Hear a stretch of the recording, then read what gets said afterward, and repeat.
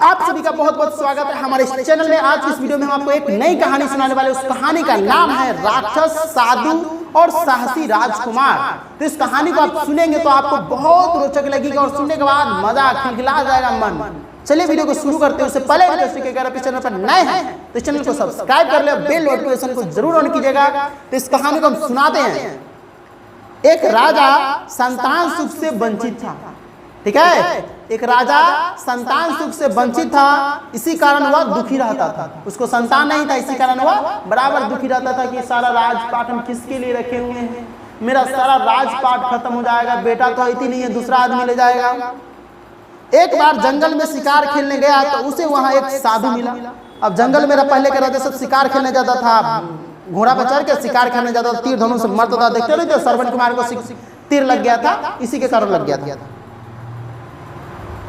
वहां एक साधु मिला। राजा ने उस साधु को अपनी पीड़ा बताई, अपनी सारी दुख दर्द बताई कि गुरुवर हमें एक भी बेटा नहीं है, हमारा सारा राजपाट खत्म हो जाएगा, हमारा राजपाट कैसे चलेगा, हमारा वंशज कैसे चलेगा।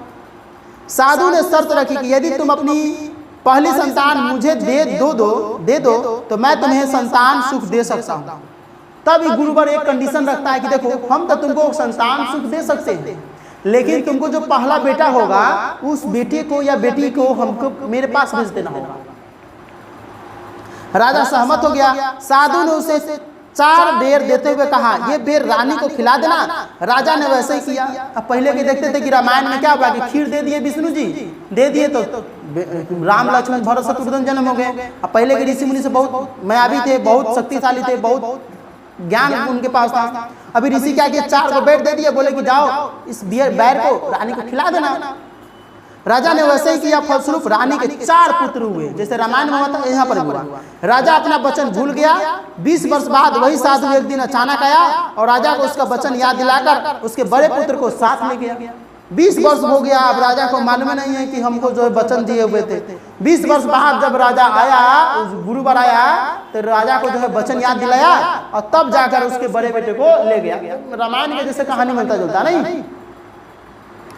काफी दिन बीतने पर जब बड़ा राजकुमार न लौटा तो सबसे छोटे राजकुमार ने राजा से कहा कि पिताजी मैं भाई की खोज खबर लेकर आता हूँ। फिर वह जंगल में गया, वहां उसे एक कुटिया दिखाई दी।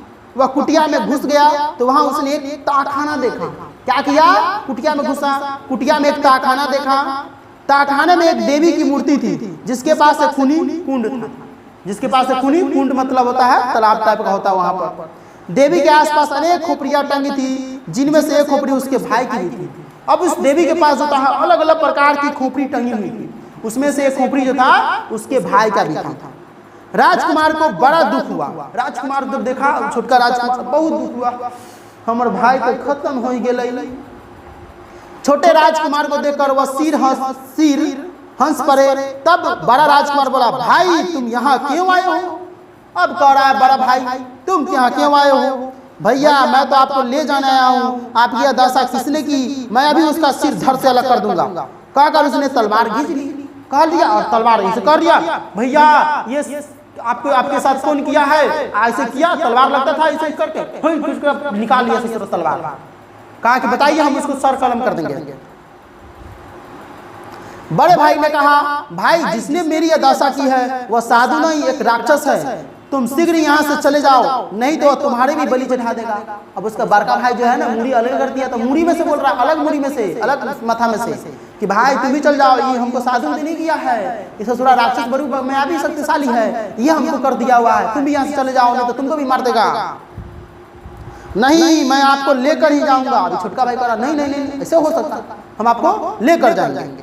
तो फिर इसकी एक तरकीब है कहकर बड़े राजकुमार ने उसे वह तरकीब बताई। छोटा राजकुमार सहमत हो गया। अभी बताया तरकीब तो छोटा राजकुमार सहमत हो गया।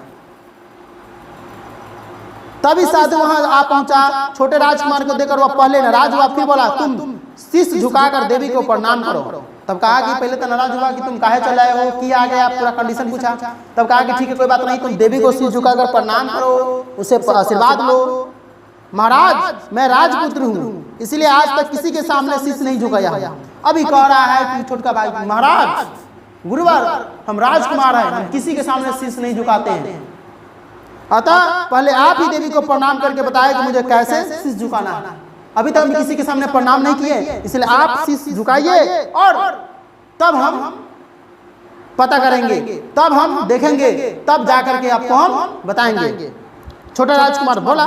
जैसे ही साधु देवी की प्रतिमा के आगे प्रणाम के लिए झुका, ऐसे झुका, राजकुमार ने झटके से तलवार निकाला और उसकी गर्दन पर न करके काट दी। देखते ही देखते साधु एक भयानक राक्षस बन गया। साधु क्या हुआ? भयानक राक्षस बन गया।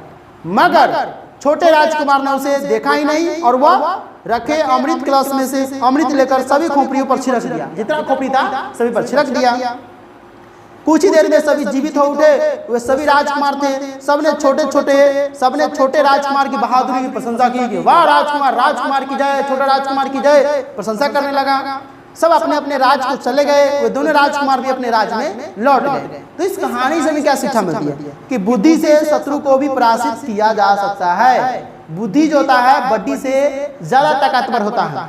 बुद्धि वाले इंसान बड्डी वाले इंसान को भी अपने बुद्धि से पटक सकता है।